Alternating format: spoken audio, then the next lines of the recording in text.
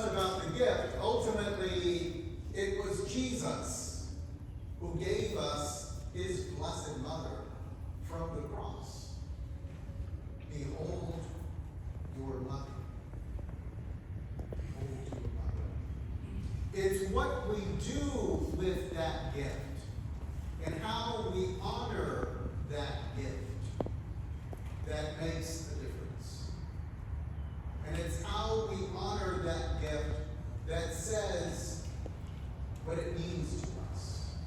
In this case, the gift of an image that reminds us of the presence of Mary in our lives. Mary as our mother. Mary who intercedes for us. Mary who continues to treat us as her children, as brothers and sisters of her Son, of her beloved Son, Jesus. And she cares for us. She guides us, not only across the Pacific, but also through all of the twists and turns of our life of faith. She guides us as a good mother.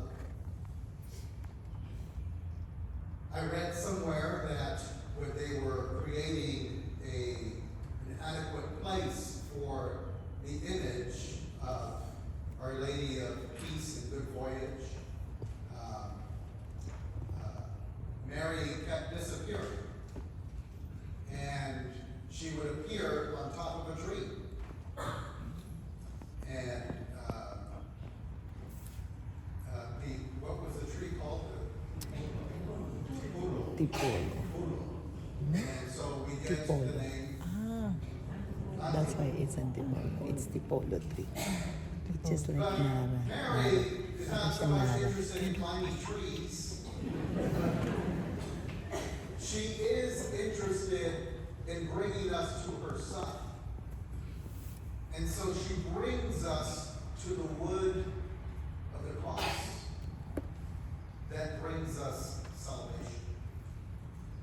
She brings us to salvation. As Monsignor Willie is whispering information to me here, he's also a canon lawyer. Beware of the canon lawyers. And the bottom line, though, of canon law, of church law, is what, Monsignor Willie? It's a canon lawyer. The salvation of souls. Well said, Monsignor. The salvation of souls. And that is the intent of our good mother, salvation of souls. And so as she intercedes for us, as she guides us in our journey of faith, in our journey of life, with lots of distractions in life, lots of messages that are anti-Christian, anti-faith. She is the one who continues to guide us and to prod us and to encourage us and to intercede for us, to continue to follow her Son. She reminds us that Jesus told his disciples, if you will follow me, then take up your cross and follow me. And so Mary goes to the tree. She reminds us that you and I are called to take up our cross.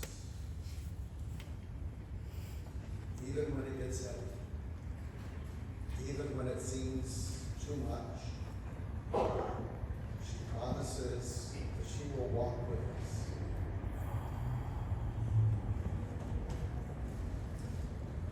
That other beautiful image, Mary leaves us lots of images. She likes to try on different dresses. And the one that she left in Mexico City, Our Lady of Guadalupe. Interesting in that image that there are lots of details there.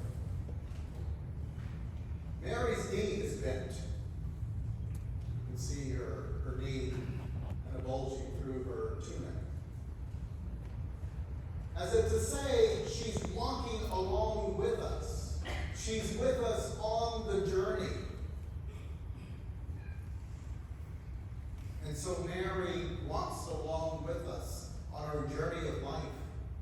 And especially in those moments, in those places, in those times when it is darkest, when it is most difficult. It is there that as the good mother, she intercedes for us. She shows us the strength of a mother.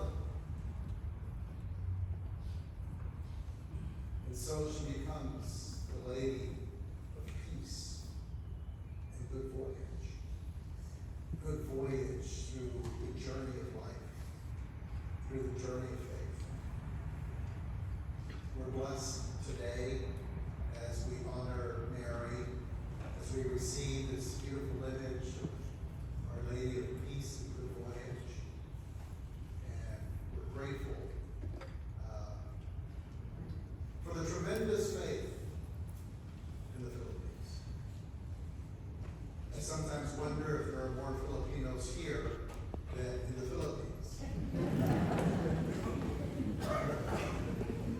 I thought there was no one left in the Philippines until they took me on the voyage to see that there were people in the Philippines. And a people of great faith, of deep faith.